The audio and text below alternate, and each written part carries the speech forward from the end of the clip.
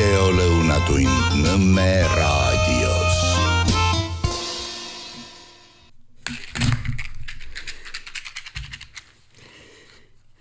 Tere maailm, Nõmme raadio ja nagu alati armastus kolme apelsini ehk improvisatsiooni. Ikka küsitud, mida see apelsin värgid, see on ühest Viljandi teatri lavastusest, mille tegi Nüganen ja see on, ütleme niimoodi, et see on improviseerimise apoteoos. Et see ei olnud selline näide, mida sai otseselt lõpuni pähe õppida, aga see oli, kus parimad Eesti noored ja ülinoored näitlejad, kes olid kupatatud asumisele Viljandisse. Ühesõnaga nemad, kes sellise improvisatsiooni teatri tol korral tegid. Ja kuna meie ka improviseerime, siis ma arvan, et me oleme moraalselt mingil määral järeltulijad sellele Viljandi lavastusele kolmest apelsinist ja armastusest tema vastu. Aga nüüd tuleb üks teine teema. Tähendab, nüüd me paneme oma küünlakesed ka põlema ja tead, mis tegelikult mul on, tähendab, hakkab õudne mõelda selle peale, et kas sa kujutad ette, kust need küünlad tulid? Need küünlad tulid adventidest. See tähendab novembri lõpust. Novembri lõpus olid esimene, see oli siis ühesõnaga sihukene talve algus või nii. Ja nüüd me oleme siis jõudnud omadega nii kaugele, et meil on alanud kevad eelmisel nädalal. No mis sa kostad? Tähendab, me põletame enda arvates suhteliselt äsja neid advendiküünlakesi. Advendid on, kes teab, kui kaugel möödas ja talvki näed on läbi. Nii et ütleme mis niimoodi, need siis on järsku meil sellised tulevased lihavad need küünlad või midagi sellist. Nii, ja siis me paneme selle ka veel põlema niimoodi. Nii et ütleme siis kas või tagant järelegi, et head kevadet kõigile. Ja läheme siis oma saadetega edasi. Nüüd eile, tähenduses kolmapäeval, juhtus Eestis üks hästi huvitav ja omapärane asi. Eestisse nimelt saabus droon. See on siis tegelikult, ütleme, selline lendav pomm või lendav selline rakett, kusjuures mitte väga suur, aga droon, mida kasutatakse Ukraina sõjas ja sõdades, moodsates sõdades üldse ka Iraanis, et droon nüüd jõudis lõppkokkuvõttes ka Eestisse, nii et me võime öelda, et me oleme saanud esimese sõjalöögi. Need esimese paugu on siis droon meile ära pannud. Ma arvan, et see droon peaks väga rõõmustama antud juhul ka meie endist peaministrit Andrus Ansipit, sellepärast, et tema tahtis ka Auvere jaama kinni panna ja ära likvideerida ja ei tea, mis asjade pärast igavest. Nii et ühesõnaga droon astus sammukese selles suunas, kuhu Ansip oli valmis tallama oma esimest rajakest sinna muru sisse. Aga nüüd selle drooni värgindusega ja nii edasi, eks te kõik ole ju ka, kes olete vaadanud valitsuse pressikonverentsi ja kes muidu. On mõned sellised küsimused või vastused, mille me peaksime esitama, sellepärast, et vähemalt me lähtume sellest, et meie vaatajad, kuulajad ei ole, ütleme, raadiotelevisiooni hullud ja võib-olla ei ole ka ajalehtedes päris täpselt tähele pannud, et milles see point seal oli. Point oli selles, et üks mingisugune väiksemat sorti droon, mis on selline õhus lendav, selline püssirohu kotikene või nii edasi, see sattus siis Auvere jaama. Õieti isegi mitte jaama, vaid ta tegi selle krõksu üleval selle suure korstna küljes. Tõenäoliselt, ja küllap see nii ongi, ei tulistanud keegi Auvere jaama, ei tulistanud seda ei Ansip ega keegi teine, aga see võis olla ja kõige tõenäolisemalt oli see Ukraina droon, mis eksis Eesti territooriumile, kui arvestada seda, et Auvere jaamast kuni Eesti riigi piirini umbes 3 kilomeetrit ja sealt omakorda veel 45 kilomeetrit otsa on üks kõige tähtsamaid ja kõige suuremaid Soome lahe sadamaid Venemaa jaoks. See on siis sealt, kust veetakse naftat ja tegelikult pidi veetama vilja ja eksportima ja mida iganes. Ehk selle koha nimi on Ust-Luga. Luga on jõgi, Ust on jõesuue, nii et see on siis Luga jõesuue. Ja need inimesed meie hulgast, kes on käinud viimase 7, 8, 9 aasta jooksul sõitnud bussiga Peterburi, kindlasti teavad seda, et ühel hetkel buss ületab Venemaal sellised raudteerööpad või isegi 2 paari raudteerööpaid, mis kohe pärast maanteed vasakut kätt, see muutub 7 või 8 paariks raudteerööpad. Nii et see on uhke asi nagu jube. Ja põhimõtteliselt ta ei ole suugi mitte vähem idiootlik kui Luhamaa. Nii et võib-olla venelased oma lolluse on laenanud meilt. Igal juhul sinna pidi veetama igasuguseid siis neid strateegilisi kaupu ja mis iganes. Ja sinna nüüd ongi, on juhtunud täpselt see, mille eest mingil määral venelasi ka siiski hoiatati. Et kui te olete nii lollid, et te ehitate oma selle asjanduse nii Eesti piiri lähedale, siis te peate moraalselt valmis olema, et kui kunagi seal kandis peaks minema sõjaks. See tähendab siin Narva poole peal või siis Ivangorod ja Ust-Luga vahepeal, et siis see suur sadam 7 või 8 paari rööbastega lendab vastu taevast ju, et see on strateegiliselt väga rumalasse kohta ehitatud. Pluss, kui see jookseb nii tihedalt kokku, need 7-8 rööpapaari jooksevad kokku tegelikult läheduses Soome lahele, siis on üldiselt soomlastel võimalus ka see sadam koos eestlastega, see sadam sisuliselt kinni panna. Keegi ei arvanud ju selle peale seda 10 aastat tagasi, kuidas asjad käima hakkavad. Aga nii nad just täpselt läinud ongi. Tähendab, sisuliselt ongi Luga sadam tegelikult suures osas soomlaste ja õige natukene ka eestlaste kontrolli all. See, mille ees venelasi põhimõtteliselt ju ka hoiatati. Ja nüüd on see asi veel hullemaks läinud, tähendab vähe sellest, et me paneme kogu selle Vene ekspordi seal kinni. Nüüd tegelikult me võime öelda, et ta on ka langenud ohvriks massilisele sõjalisele rünnakule. Droonid, raketid, mis saadeti Ust-Lugasse, on nüüd praegu Ust-Luga sadama tegelikult sandiks löönud. Ja pole midagi imestada, ja mis seal ikka juhtub, et nüüd ütleme üks nendest droonidest või rakettidest kaldus kõrvale 50 kilomeetrit vasakule ja jõudis siis Auvere jaamani, mis oleks väga tõenäoline. Muide, mul ei ole praegu taskuarvutit kaasas, aga ma arvan, et iga kuulaja, kes vähegi aritmeetikaga on kokku puutunud, saab väga hästi aru, et kui meil on punkt A ja meil on kuskil punkt B ja kui punktis A rakett kaldub kõrvale 1 kraadi, mis tegelikult antud olukorras siis olenevalt sellest, kui kaugel ta on, võib anda meile hälbe, ütleme seal 2-3 kraadi või 2-3 kraadi, 2-3 kilomeetrit. Siis mida kaugemale see rakett läheb, seda suuremaks muutub see 1-kraadine hälve.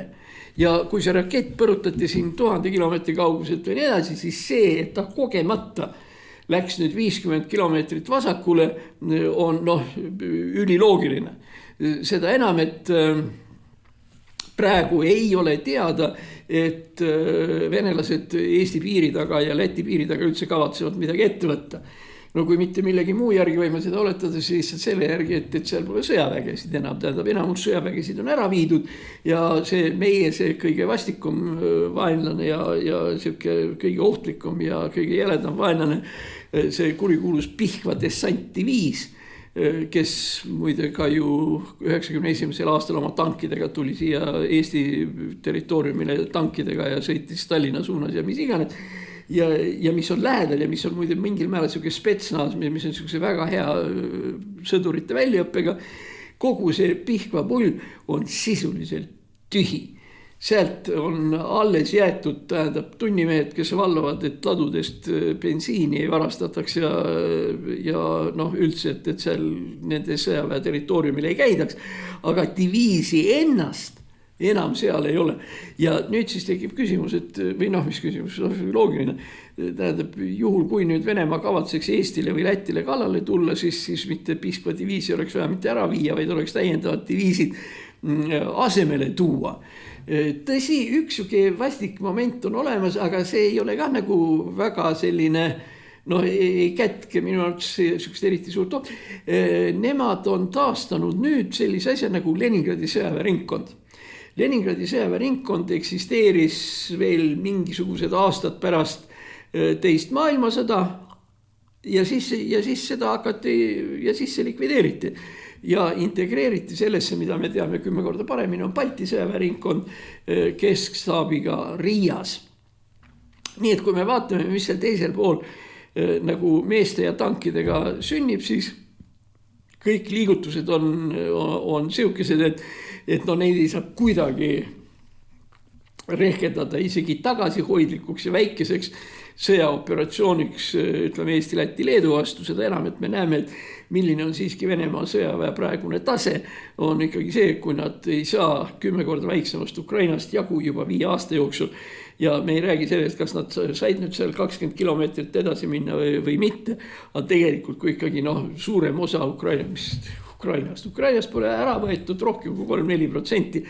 Ja mida me siis räägime sõjaväest, kes Ukrainas ei saa 3-4% ära võetud, mis hakkaks juhtuma siis, kui nüüd venelased tuleksid kallale NATOle või tegelikult see on Soome ühe juhtiva sõjaväeeksperdi erukolonel Perssoniga, kes muide on öelnud, et kui peaks tulema, me ei tohi muidugi käsi longu lasta või rippu lasta, aga et sõjas 1-1 Eesti ja Venemaaga Venemaa ei võida. Uskumatu, aga kui sõjamehed nii ütlevad, ju siis see asi ka nii on ja milleks on tal seda uut rinnet siin veel vaja. Nii et ühesõnaga sellega ma olen nagu natukene lohutanud, et see droonivärk ei olnud mõeldud Eestile ja ma ütlen, et tõenäoliselt on tegemist Ukraina drooniga, mis hälbis. Ja see, et ta hälbis 50 kilomeetrit, ei ole absoluutselt mitte mingisugune näitaja, kui arvestada seda, et droon ise tuli 1500 kilomeetri kaugusel. Ja kujutan nüüd endale ette üks mingisugune isegi poole kraadine siuke väike hälbekene ja nüüd sa siis ekstrapoleerid selle 1500 peal, no siis mõni ime, et selline kahju, millest Ansip kunagi unistas, tegelikult siis nüüd ka juhtus. Aga nii et ühesõnaga, paanikaks ma ütlen korda veel kord ei ole mingit põhjust, aga teine huvitav asi on see, on põhjust natukene naerma hakata. Sellepärast, et eile 11 ja siis pärast kell 12 toimusid valitsuse pressikonverentsid, seal igasugused valitsustegelased seal rääkisid, et kuidas see kõik on. Nad ei rääkinud muidugi nii targalt kui mina, aga ega nad ka otseselt ju viltu ei läinud. Aga tähendab, mis oli tõeliselt naljakas, on see, kes on need asutused, kes hakkavad seda intsidenti uurima. Et kuidas see juhtus, mis droon see oli, kuidas meie õhukaitse ei töötanud ja igasugune asi, kes sellega tegeleb, siis 2 kõige olulisemad tegijad on siis prokuratuur ja kaitsepolitsei. Nüüd kaitsepolitsei, mis ei ole sõjaga, jumalukene, kui nad ajasid Herman Simmi taga 20 aastat ja kui iga aasta tagant tuleb mingi Vene spioon ja see on see, millega nad tegelevad. Kaitsepolitseil pole õrna aimugi, kuidas asjad lendavad, plahvatavad ja nii edasi. Ta on täiesti tsiviilne, puhas tsiviilne asutus. Prokuratuur. Ütleme siis nii nagu kadunud Andres Sarri, keda prokuratuur üritas kinni panna selle nõndanimetatud maade vahetusega, ütles prokuratuuri uurijate kohta, et kes nad on lihtsa elu laurad. Sest need oli siis Laura Feldmanis ja Laura Vaik ja ühesõnaga need on siis neiukesed, kes nüüd juba on muide keskealised ja keskeast vanemale poole kalduvad oma vanuse poolest naisuurijad. Miks või midagi muud. Lavly Perling tuleb taevas appi. Tüüpiline näide, eks ole, Eesti prokuratuuri, Eesti peaprokurör. Ja kujutage nüüd endale ette, kui see sama Lavly Perling oleks hakanud või need temast maha jäänud tüdrukud hakkavad uurima drooni seda värki ja nii edasi. Mis tarkus siis sealt tulla saab? Vähe sellest, et me selle drooni endale kaela saime, me tegelikult paneme siis ka prokuratuuri ja kaitsepolitsei seda asja uurima, kus juures kumbki neist ei oska seda teha ja ei peagi seda tegema vastavalt oma ette nähtud kompetentsile. Ma lisaksin siia juurde, et kui on prokuratuur ja kaitsepolitsei, siis miks ei tegele sellega näiteks Maa-amet või Teater Vanemuine, kes on ka, kes kindlasti ei ole vähem kompetentsed kui prokuratuur ja kaitsepolitsei. Ehk antud juhul sellest asjast oli see kasu nüüd minu arvates küll, et ma ei tea, kas valitsus oskab sellest järeldusi teha, aga vähemalt inimesed, kes nägid, saavad aru, et probleem ei ole mitte selles õhutõrjes, mis meil on või mida meil õhutõrjes ei ole, vaid see, et meil ei ole ka lihtsalt elementaarset organisatsiooni selliste probleemidega tegeleda ja lihtsalt ei ole ka vastavat mõistust, et panna nad sellega, et määrata, ma saan väga hästi aru, kes sellega peaks tegelema. No kui nüüd oli seal, aga meil pole alust arvata, et keegi sõjaväelastest jättis oma töö tegemata. Tähendab, keegi õhukaitse kuskil operaator istus ja ei lasknud seda drooni maa. Ja kui ta on teinud seda ütelda kuritahtlikult või ütleme kõrvu lukustavast lollusest, siis sellisel juhul on olemas sõjaväepolitsei ja sõjaväe tingimustes see peab olema tribunal.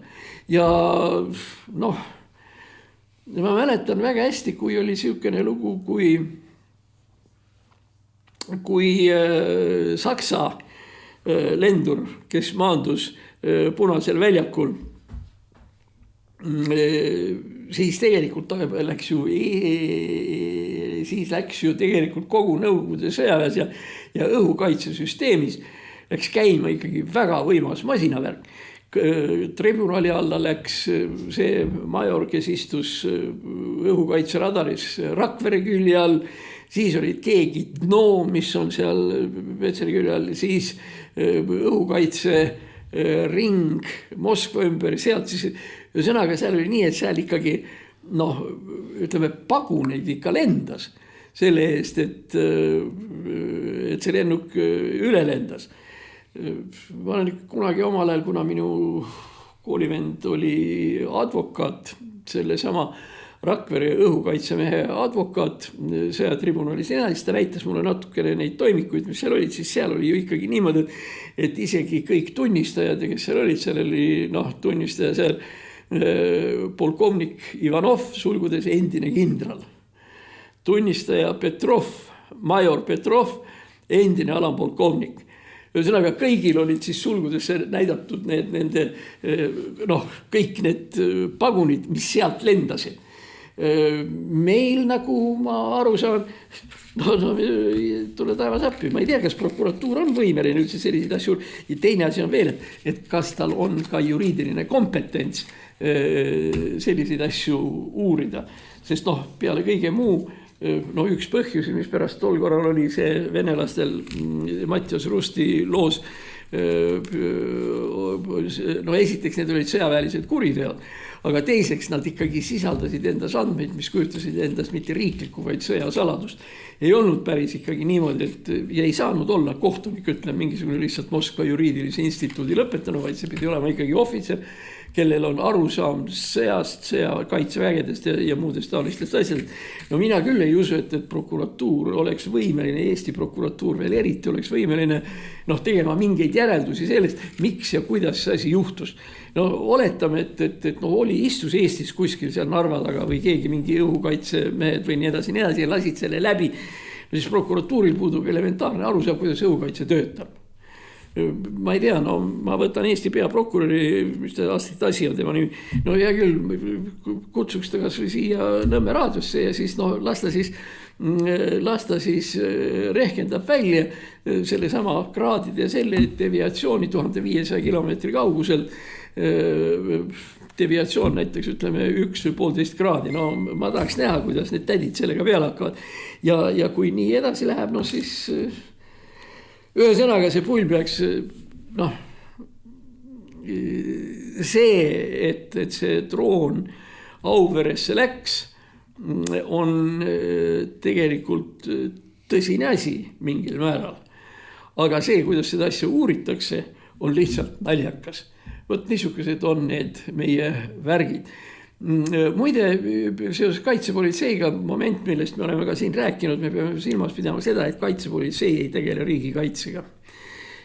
Kaitsepolitsei tegeleb ta tegelikult ei olegi kaitsepolitsei, tähendab oma funktsioonidelt ja oma sisult on salapolitsei, kelle ülesanne on luurata Eesti kodanike järel, mida nad siis ka teevad ja siis annavad sodade ja tuhandete kaupa igasuguseid pealtkuulamistoimikuid ühes või teises asjas ja nii edasi, aga igal juhul veel asi variant, toome siia 3 kaitsepolitseinikku siia samma ja te ütleme niimoodi, et tähendab, stopper, nüüd aeg läks 2 minuti jooksul Kalašnikovi automaadi võtate lahti ja 3 minutiga panete kokku. Ja te võite täiesti kindlad olla, et nad ei oska seda teha.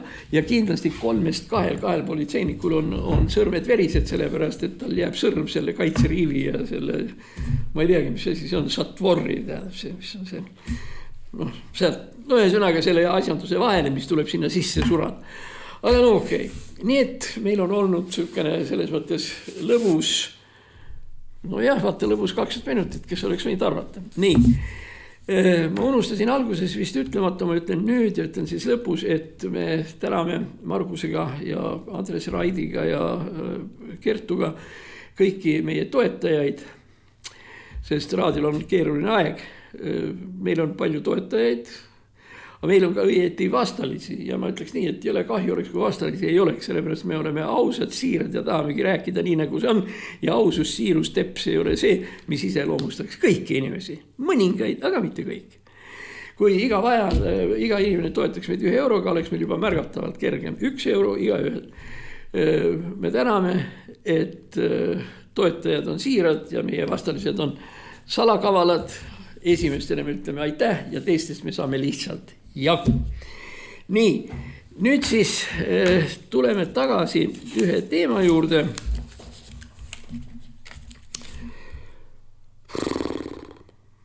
3, 4, 5 aastat tagasi, Margus pole ju öelnud, tähendab, millal see täpselt aega oli, ja ega te ei mäletagi ka võib-olla, on see, et siin oli üks reporter, kes tuli sealt uksest sisse, tegi siit meie stuudiost pilku ja hakkas Margusega juttu ajama sellest, et küsida, mismoodi ja kuidas see Nõmme raadio funktsioneerib, mis edasi saab ja nii edasi.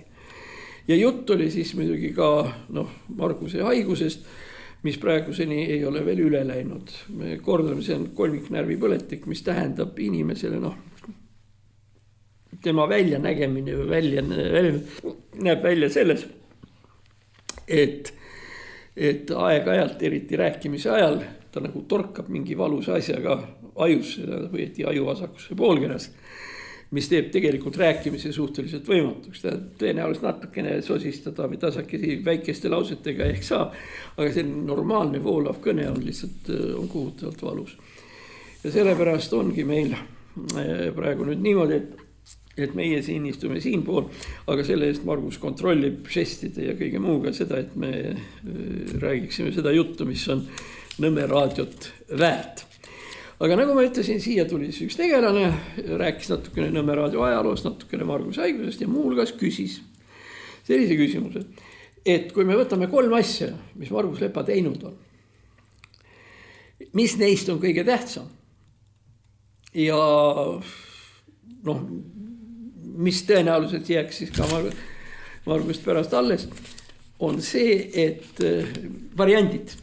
Reporter küsis Marguse käest siin, et kas need 3 asja, mis on kõige tähtsamad, on A. Kevade seeria filmis Kiir, eks ole, kevade, suvi, sügis. Kusjuures Margus seisukohalt minu arust kõige tähtsam on olnud alati sügis, sellepärast, et kevade on film Arnost, suvi on film Tootsist ja sügis on film Kiirest. Niisiis, et mis on kõige tähtsam Margus Lepale tähendab? Kevade seeria, teiseks Nõmme raadio, mis käib juba siin 30 aastat kopikatega. Ja nüüd tuleb 3, mis on kõigile väga suur üllatus, Mein Kampfi ehk Hitleri kõige tähtsama eluloo raamatu, Minu võitlused, selle tõlkimine. 3 siis Kevade, Nõmme raadio ja Mein Kampf. Siin ta on, sellisena ta välja näeb. Siit on näha, et ma olen seda asja ikka tõsiselt lugenud ka. Ja Margus vastas, et võib-olla kõige tähtsam siiski ongi see Mein Kampf, mis tuleb üllatusena mitmes mõttes.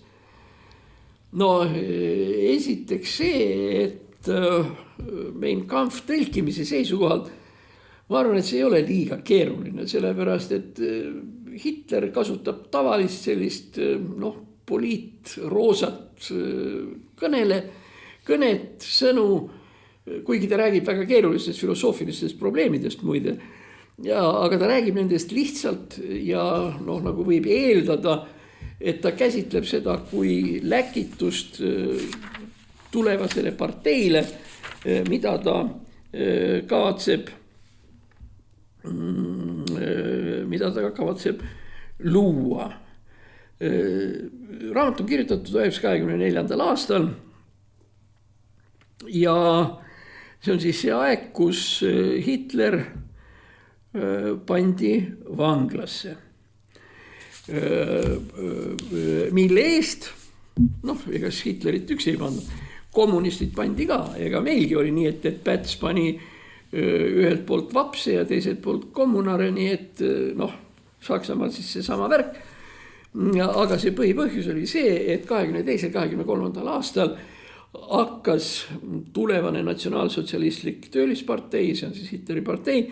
Esiteks ta oli juba organiseeritud ja ta hakkas korraldama igasuguseid asju, sealhulgas ka massimiitinguid, demonstratsioone ja nii edasi, mis olid tegelikult ju Saksamaal keelatud. Ja keelatud topelt, ühelt poolt Saksa võimude eneste poolt Weimari vabariigis ja teiselt poolt siis ka võitnud, esimese maailmasõja võitnud politseijõudude poolt, kes olid ajutiselt siis Saksamaale saadetud. Nii et ühesõnaga demonstratsioonide ja miitingute ühiskondliku tegevuse eest susati Hitler vanglasse, kus ta siis ka istus 24. aastal.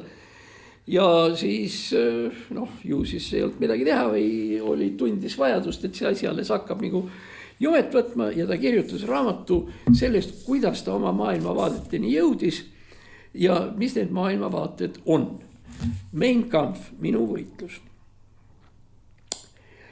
Nüüd selle raamatuga on üks siuke väga oluline probleem. Ütleme, meil on olemas siin Juku-Kalle Raid ja kes need iganes, kes räägivad sellest, et tegemist on antisemiitliku teosega ja siin peale antisemitismi midagi muud ei ole ja nii edasi, mille peale võib öelda halloo. Juutidest on juttu küll, aga ehk kuskil ühtekokku 10-15 lehekülge 500, nii et Juku-Kallekene ei ole ka eriti suutnud seda raamatut korralikult lugeda. Sellepärast ta ei tea ka selle raamatu sisu. Teine oluline moment on siin see, et vaata, kui nüüd mõtelda seda, et Hitler oli niisugune elajas ja kuri inimene ja nii edasi, mida ta muide ka oli, siis mispärast selle kurjuse kehastuse teost ei olnud tõlgitud kauaks ajaks maailma keeltesse. Kõige tähtsam muidugi seda ei tõlgitud Nõukogude Liitu. Mis mõte on Nõukogude propagandal selle kohta, et fašism on halb, kui fašismi põhiteost, mis peaks olema väga halb, ei ole tõlgitud. Mispärast Nõukogude inimene ei tohi ise Hitlerit lugeda, kui see Hitler on nii kole asi.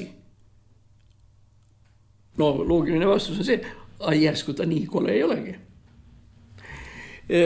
Järsku on siin midagi sellist, mis meeldiks inimestele, kes teda loevad.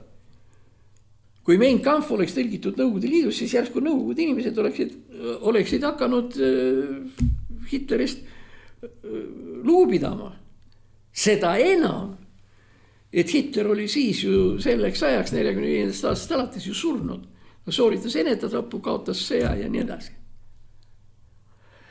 Nüüd enne, kui me räägime natukene selle raamatu tegelikust ja õigest sisust, ma tahaksin rõhutada. Tähendab, me oleme laias laastus sellega nõus, et kõik sõjakurjategijad ja metsikud inimesed ja elajad ja nii edasi said oma karistuse Nürnbergi protsessil. Ja me arvame, et enamus neist poodi üles ja pandi kinni asja eest, meie positsioon on aga see, et poodi liiga vähe. Kui ma hakkan praegu nimetama neid nimesid, kes olid ainult tunnistajad, aga kes olid kaabakad, kelle suguseid, kelle Hitleriga kõrvu, Halder, kindralstaabi ülem, kindralfeldmarssal Paulus, see, kes jõudis tegelikult ju Volgani välja Saksa 6. armeega, siis kõik võimalikud tankitegelased, kes olid Rundstedt, kes oli Heinz Guderian ja terve rida neid, nendega ei juhtunud midagi. Nad käisid korraks Nürnbergis tunnistusi andmas. Kusjuures muide, enamus neist, keda ma siin praegu nimetasin, olid Nõukogude sõjakoolide kasvandikud. Hermann Göring, mul on öeldud, et see pilt on seal praegu üleval. Need, kes on kuldmedaliga kooli lõpetanud. Hermann Göring lõpetas Luganski lennuväe komandöride kooli, kus ta õppis 3 aastat. Ja keegi saadikutest kunagi omal ajal 1890 ütles, et see on tõenäoliselt ainus juhus, kus Hitleri marssal keegi on Nõukogude kõrgemas koolis autahvli peal suuresti üleval, kui kuldmedaliga lõpetanud. Siis terve rida sakslasi, kes olid näiteks, see puudutab nüüd minu enda lapsepõlve, tähendab, mul oli niimoodi, et mina olen venelane ja mul on see vene vanaisa, vene vanaema ja see on siis Saratovi kubermann või Saratovi oblast Nõukogude ajal ja sealt 5-60 kilomeetrit mööda Volgat ülespoole on üks väike linnake Volsk, mitte segeda Volskiga, mis on Volgogradi juures. Ja seal oli siis sõjakool. Ja linnas, selles Volskis, kus oli 50 000 elanikku umbes, jalutasid kursandid aeg-ajalt ringi. Nende pagunitega K-täht siin peal ja nii edasi. Me kõik teadsime, et sõjakool. Kusjuures ma mäletan, ma isa käest veel küsisin seal ühte asja see, et huvitav, et mis pärast pooled nendest kursantidest räägivad saksa keeles. Aga sellepärast, et Volski sõjakoolis õpetati sõjakeemikuid, kes pidid kasutama seal ipriiti ja igasuguseid kloori ja mis igasuguseid aineid. Ühesõnaga, Stalin valmistas ette keemilist sõda ja ta õpetas vastavaid mehi Nõukogude sõjakoolides. Ja võt nüüd tulebki, eks ole, siis see küsimus, see on üks põhjusi, aga huvitav on see, et kõige olulisemad, muidugi siis veel need, kes kirjutasid kapitulatsioonile alla, Keitel ja Jodel, kastaabimehed ja nii edasi. Ja huvitav oli see, et nüüd me samal ajal ütleme niimoodi, need, keda ei, ütleme niimoodi, Keitel, Jodel poodi üles, aga Ribbentrop ja muidugi, eks ole, siis meie omadest Rosenberg veel siit Tallinnast, aga neid teisi, Paulust ja neid, ei poodud. Ja nüüd tekib ja sellepärast ma ütlengi, et mind ei rahulda sugugi mitte see, mind rahuldab see, et sõjakurjategijad poodi üles ja see on õige. Aga mind ei rahulda see, et pooled sõjakurjategijatest jäid ellu. Ja siin tekib küsimus, et mille pärast oli siis Paulus parem kui näiteks Ribbentrop. Molotov-Ribbentropi pakt ja nii edasi. Ribbentrop oli kes? Ta ei olnud sõjaväelane. Ribbentrop oli välisminister. Välisminister, kes käis ringi ja kirjutas alla mida? Rahulepinguid. Ribbentrop kirjutas alla Moskvaga rahulepingu ja teda puuakse üles kui sõjakurjategijad mille eest. Lisaks sellele, muidugi, see on puht inimlik faktor, Ribbentrop oli veel ka suhteliselt selline fanaatiline anglomaan, kellele meeldis kõik inglaslik, kes armastas suitsetada piipu, nagu see tolgaral oli. Ribbentropist on teada, et ta põhimõtteliselt oli võimeline lugema peaaegu otsast lõpuni vanas inglise keeles Shakespeare'i Hamletit, sest ta oli täitsa tahtnud ja õppis selle endale pähe ja nii edasi. Ja rahu toov ja rahu eesmärgiga ringi sõitev Ribbentrop puuakse üles kui sõjakurjategija ja von Paulus, kes ja muide, kui me hakkame praegu mõtlema kõigi nende peale, Manstein, tankivägede komandör, Manstein, kelle võinuks üles puua 3 korda jalgupidi ilma küsimata, Manstein, kes korraldas Kiievi ümberpiiramise operatsiooni ja tähendab, mida ta ka ei räägiks. Aga Babi Yari võinuks Mansteinile kaela riputada ikka küll. No rääkimata sellest, kuidas ta käitus Vene või Nõukogude sõduritega, keda võeti kinni 2,5 miljonit ja Manstein ei olnud võimeline tagama sõja vangidele normaalseid tingimusi. Niisiis, ühesõnaga, meil on olemas Nürnberg, meil on olemas väga imelikud printsiibid, kuidas on keegi üles poodud ja meil on veel imelikumad printsiibid, kuidas keegi on vabaks lastud. Ja nüüd tuleb siis vastus ja nüüd me jõuame siis ka selle Mein Kampfi juurde. Vastus tuleb selline, poodi üles kõik, kes väitsid, sealhulgas, eks ole, ka Nürnbergi kohtus, et mitte mingisugust kallaletungi plaani Nõukogude Liidule Hitleril ei olnud. Hitler ei tahtnud Nõukogude Liidule kallale tungida ja ei plaaninud seda. Ja vastupidi, need, kes väitsid, et Hitler muudkui muud ei mõelnudki, kuidas kallale tungida nii edasi, siis need jäeti vabaks. Sellepärast, et Stalinile oli tähtis läbi suruda maailma ajalukku, arusaam, kõiges on süüdi Hitler ja Stalin ei ole süüdi mitte milleski. See oli kogu selle Nürnbergi tsirkuse tegelik sisu. Kusjuures muide väga huvitav nüanss on veel. Nürnbergi tribunali otsuses muu hulgas oli öeldud, et kõik selle tribunali otsused ja protokollid ja stenogrammid tuleb avaldada kõikides nendes keeltes, kelle esindajad tribunali kuulusid. Vene keeles, ma ei oska öelda, aga 2-3 aastat tagasi veel vene keeles avaldatud seda ei olnud. Kusjuures see oli tegelikult ju otseselt kohustus, mille Nõukogude Liit endale võttis. Nõukogude Liit ei avaldanud kunagi Nürnbergi tribunali otsust. Muide jällegi küsimus, miks? Stalin ju tegelikult käis selle tribunali idee välja.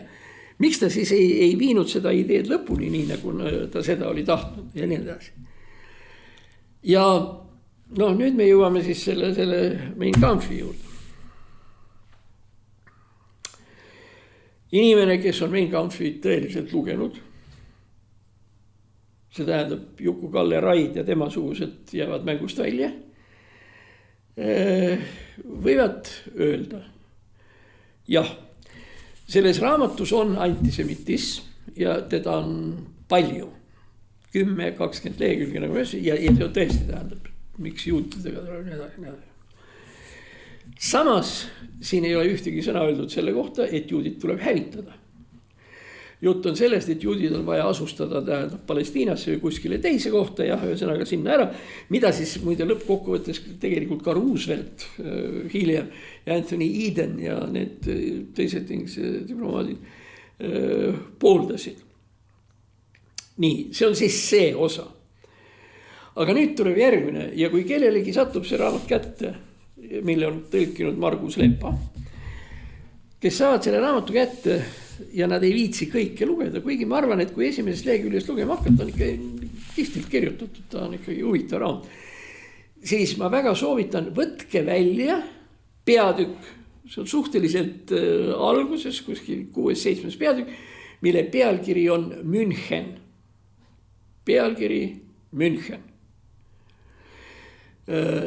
Selles Müncheni peatükis on öeldud, et ühel hetkel, kui küsimus on maades ja maade hõlvamises, põllumajanduses ja nii edasi, eluruumis, Lebensraum, et siis peab Saksamaa pöörama oma pilgud itta. no see tähendab siis Poola ja tegelikult siis ka Venemaa poole. Aga seal on üks konks. Hitler rõhutab, et see on Saksa arengu perspektiiv 1000 aastaks edasi. Ega Hitler pool hull nagu ta oli, ega tema ei mõelnud 2-3 aasta kaupa, tema mõtles ikkagi aastatuhandete kaupa. Ja ta ütles, et see idaperspektiiv, et pärast seda, kui kõik ülejäänud alad on kultiveeritud, kõik Prantsusmaa värgid nii edasi, ja siis, kui see kõik on ja juhul, kui demograafiline olukord on selline, et sakslasi hakkab tulema rohkem ja rohkem, siis tuleb pöörata pilk itta, kus juures seal ei ole mingisugustest tapmistest ega millestki juttu, seal on jutt koloniseerimisest. Et tegelikult venelased on talupojad ja tööjõud ja Saksamaa peab andma masinaid ja värki, et vene talupojad saaksid tööd teha. See on siis nüüd see story. Nii et Hitleri suund number 1 ei ole Venemaa. Ja tõepoolest Venemaale Hitler kallale tungida ka kunagi ei tahtnud. Ja võt selle pärast ei lubata tänapäeval Venemaal Mein Kampfi tõlkida, sest seal on see jutt sees. Ja kui see jutt seal sees on, siis ei ole mitte mingisugust mõtet kõigil nendel isade paraadidel ja värkidel, kus venelased käivad seal oma langenud sõdurite piltidega ringi ja kus 9. mai päev, mil midagi sisuliselt ei juhtud, 9. mai on kõige tähtsam siuke poolusklik püha Venemaal. See usklik püha suur Isamaa sõda toimib ainult siis, kui meil on olemas Venemaa, kellele Saksamaa kallale tungis. Tungis, aga küsimus miks? Ja Saksamaa tegelikult ju ei tahtnud. Kallale tungida tahtis Venemaa Saksamaale. Ja see nüüd on tõde. Ja Hitleri, ütleme, no hea küll, jätame nüüd juudid kõrvale, aga Hitleri üks selliseid, millest ta räägib, mis on siis Hitleri kõige tähtsam teema, millega peab Saksamaa tegelema. Mul ei ole meeles see lause täht-täht, sest ta figureerib ka mitmetel viisidel, aga siin on öeldud niimoodi, et Saksa rahvas ja Saksamaa ei saa julgelt ja rahulikult elama seniajani, kuni eksisteerib Prantsusmaa sellisel kujul, nagu ta on. Prantsusmaa on surmav oht Saksamaale ja see on selle Mein Kampfi üks kõige tähtsamaid mõtteid. Kus juures muide siin Hitler veel ütleb ühte asja, et tema tahaks Hitler peab väga oluliseks sõjalist liitu Inglismaaga Prantsusmaa vastu ja et isegi Venemaa ja Inglismaa peaksid olema Saksamaa liitlased seni ajani, kuni eksisteerib Prantsusmaa sellisel kujul. Kuidas Hitler üldse võimule sai või mis seal õieti juhtus? Seal oli niimoodi, et esimese maailmasõja lõpetas Versailles leping. Versailles lepingu järgi oli Saksamaa elu väga niru. Ta pidi andma ära rohkem kui 3/4 oma rahvuslikust koguproduktist SKP-st. Tal ei tohtinud olla sõjaväge, tal ei tohtinud olla sõjaõppeasutusi, akadeemiaid. Tal oli kohustus ära anda suured protsendid söest, Elsass-Lothringist, nii palju kui talle jäi. Elsass-Lothring võeti suures osas lihtsalt käest ära.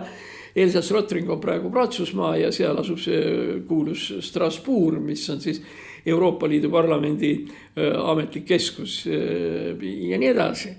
Muide, kui te käite ringi natukene seal Strasbourgi lähedal ja lähete üle Reini jõe Saksamaa poole, siis seal on veel, mis veel, seal on arvukalt Saksa sõjahaudu, valgeid riste, seal on ausambad sõduritele ja nii edasi. Ühesõnaga seal, kus see sõda tegelikult siis käis. Nii et Hitleri üks olulisemaid ideid siin samas raamatus, Mein Kampfis, minu võitlused, ideid on see, meie surmavaenlane on Prantsusmaa ja mida me peame tegema sellega, vot see on nüüd asi, millega on vaja tegeleda enam-vähem kohe. Mitte 1000 aasta pärast nagu Venemaaga, vaid 3, 4, 5 aasta pärast. ja kui te vaatate või satute lugema tolleaegseid Saksamaa ajalehti, täiesti tavalisi, mitte hitlerlikke, mis tulid hiljem,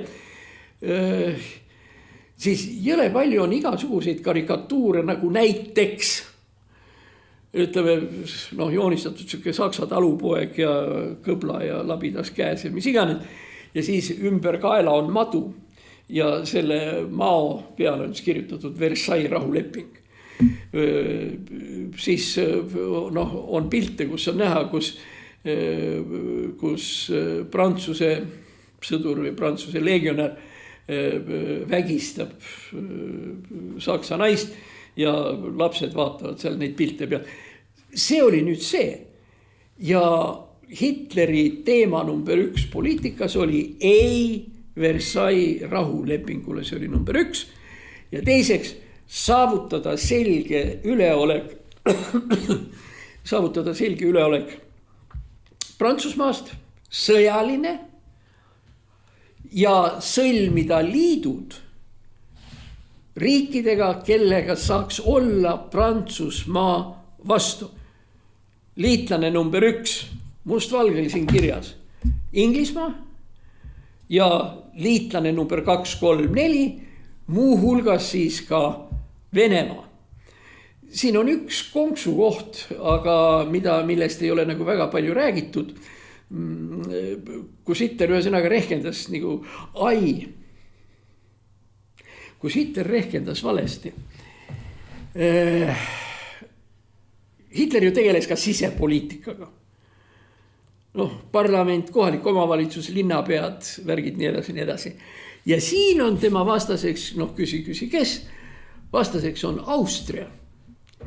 Ja üks põhipõhjusi muidugi on see, mis tuleb meile võib-olla mingil määral mõnedele vähemalt meist ootamatult, et Austria on iseenesest ühest küljest täiesti korrumpeerunud, valkemaksud käivad ette taha ja üles ja alla, täiesti korrumpeerunud ja nüüd siis tuleb see ootamatu fraas, slaavi riik. Kui sa, ja et ühesõnaga, et Austria on ennast juba niivõrd slaavlastele ära müünud ja nii edasi, et nüüd Austriat ei saa nagu selles mõttes saksa liitlasena enam võtta seda enam, et ta on siuke alla käinud korruptiivne riik ja mis iganes. Aga nüüd me tuleme selle juurde, et keegi nagu nii, kes meid kuuleb, ütleb, oi, et ma ei teadnud seda, muidu mina ka ei teadnud. Aga ma ütlen teile raamatu, kus te selle Austria slaavlased üles leiate, kus nad igal pool olemas on.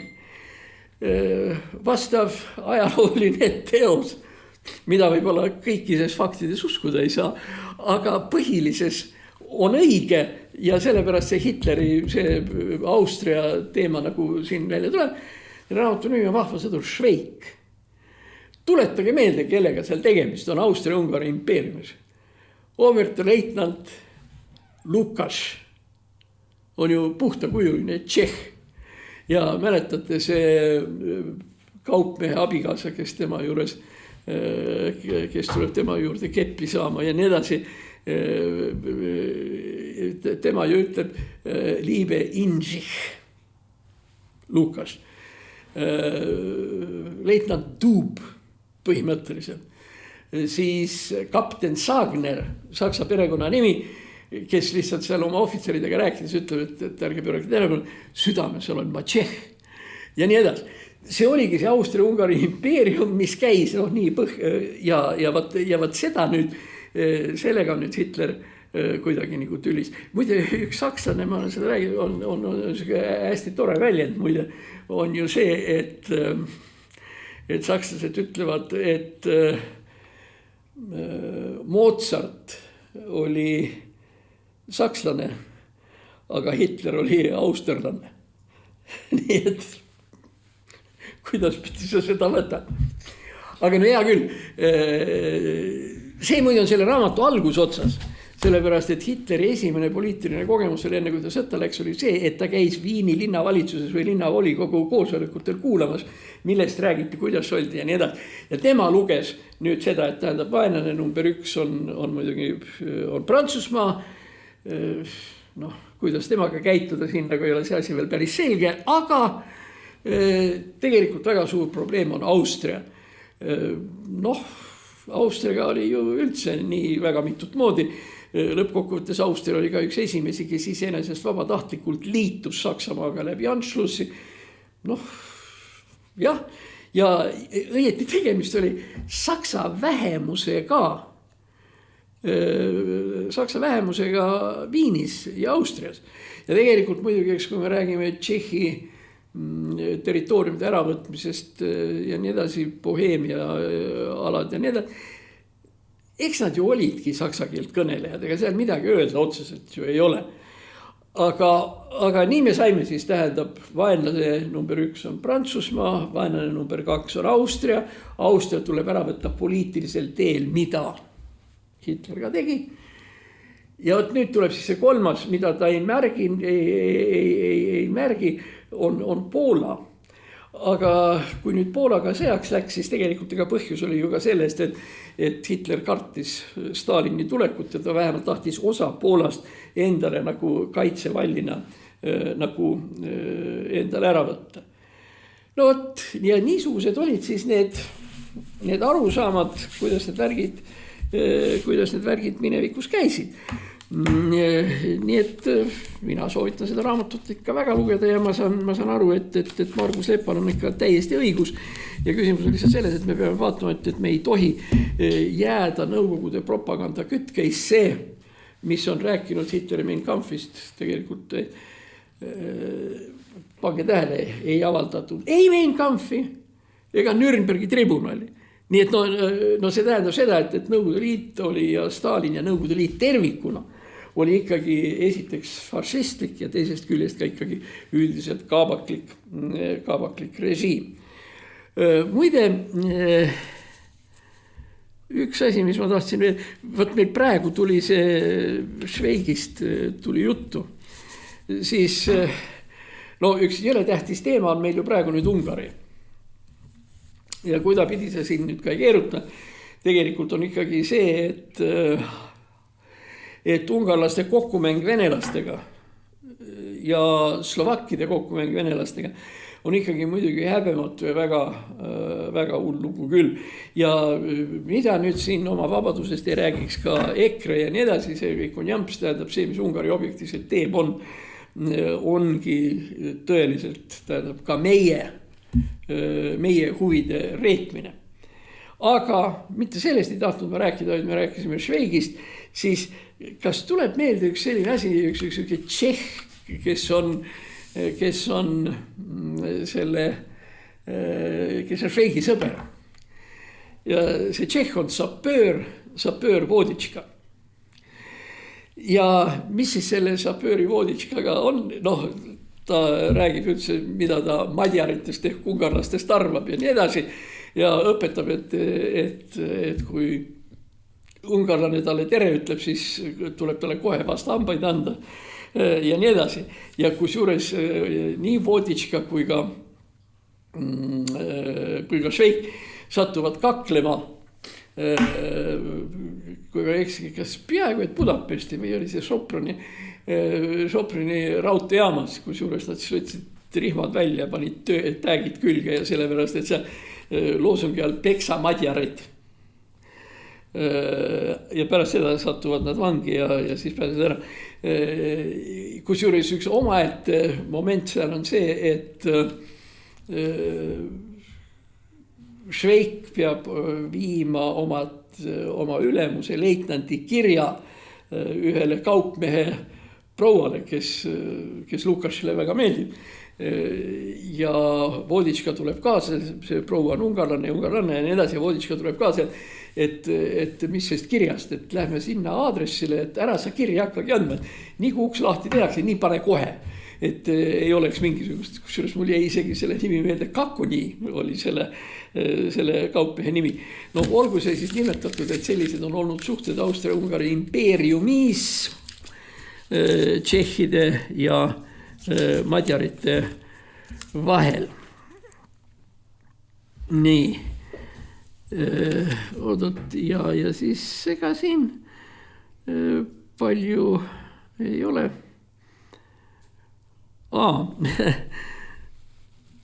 hiljuti mulle helistas üks sõber Ameerika Ühendriikidest, kes ostis ära meie maja seal.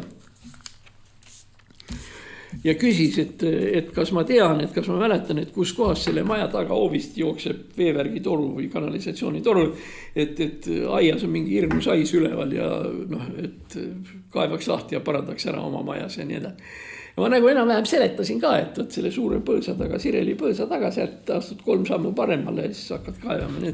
Ma küsin, aga sa võiksid ju mehed välja kutsuda seal ja nii edasi. Ja ta ütles, ei saa ja mehed ei tule ja nii edasi. Ja see tuletas mulle meelde, see on üks mingisugune asi, mis on rahvusvaheline. Meie majakese, pisikese majakese ees oli siis asfalt tänav ja seal nagu läks üks nõks, läks nagu sellist väiksest künkast või kuskilt sealt alla. Ja seal all oli siis äravoolurest, nii nagu olema peab kuhu. Aga kui see oli umbes, siis oli niimoodi, et kogu see maja esine oli vett täis. Ja oli siis vaja helistada siis, nagu meil on praegu halduskogud ja või need firmad ja või maja valitsusnõukogude ajal ja nii edasi. Ja ma helistasin ja mitte midagi ei juhtunud ja järgmisel päeva helistasin jälle.